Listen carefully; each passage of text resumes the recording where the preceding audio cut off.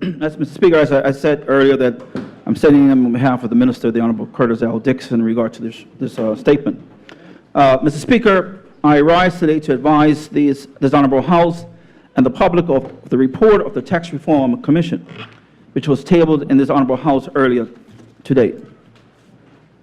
Mr. Speaker, honorable members will recall in the 2017 throne speech, this government committed to creating a Tax Reform Commission, and as a result, the Tax Reform Commission was formed under the Tax Reform Commission Act 2017.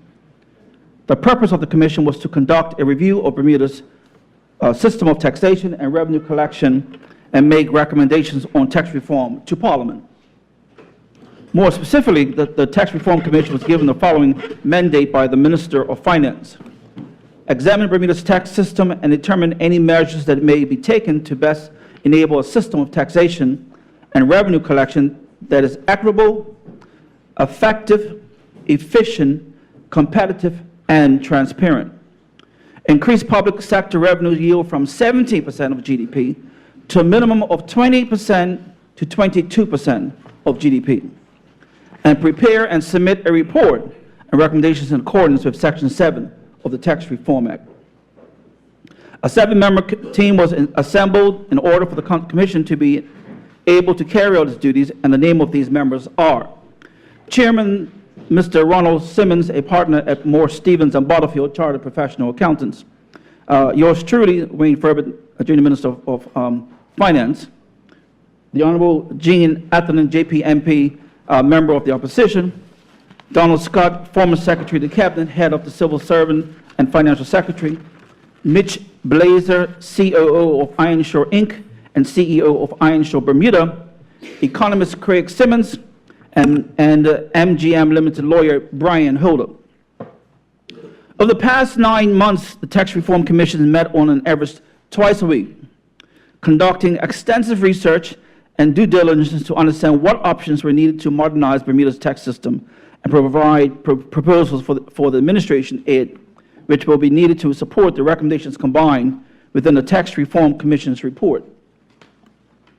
As a result, the Commission determined that if the proposed tax policy recommendations are implemented, an additional yield of approximately $147 million could be generated over the next 2 to 3 years period, increasing government's revenue to approximately $1.26 billion, or 20% of GDP by 2020, compared to 17% of GDP in 2017. Some of the more substantive proposed recommendations put forward by the Commission include a progressive tax on commercial and residential rentals, yielding an additional $41 million in revenues. Introducing a general service tax yield, $27.5 million in new revenue. Introducing a withholding tax on overseas service provided locally, yielding $27.5 million in new revenue. Aligning company fees with a company assessed capital, yielding an additional $25.5 million in revenue. Mr. Speaker, the government will closely evaluate and consider all recommendations included in the report, and as per this government's normal custom and practice, the appropriate consultation with the various stakeholders will be conducted before any major changes are made to our tax system. Mr. Speaker, I would like to formally give a special thanks to all the members of the Tax Reform Commission for all the work that went into producing this report, and to also thank all the experts who provided technical support to the Commission, such as Customs Department, Caribbean, Cartex, as we better know it as, the Ministry of Finance, the Association of Bermuda Insurance and Reinsurance, ABER, the Department of Statistics, ABIC, should also be included in this group, 50-plus stakeholders groups comprising of over 500 individuals who are attending these meetings. Also, Mr. Speaker, the Commission is to be commended on the open and transparent manner in which it went about its business.